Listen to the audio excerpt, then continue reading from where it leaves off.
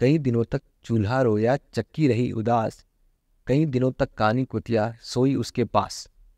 नमस्ते दोस्तों, मेरा नाम है अमन कुमार और आज मैं एक कविता सुनाने जा रहा हूँ जो कि नागार्जुन जी के द्वारा लिखी गई है, जिसका शीर्षक है अकाल और उसके बाद।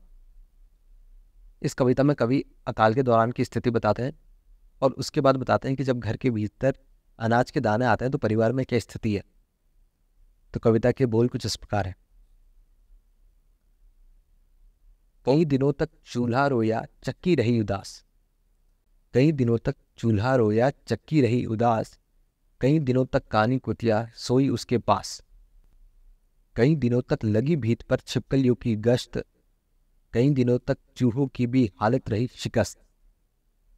और उसके अगली लाइनों में कवि कहते हैं कि जब अकाल के दौरान अनाज के दाने घर के भीतर आते हैं तो परिवार में कैसा माहौल है, जो कि बहुत ही चंद लाइन है जिसको मैं बताता हूँ।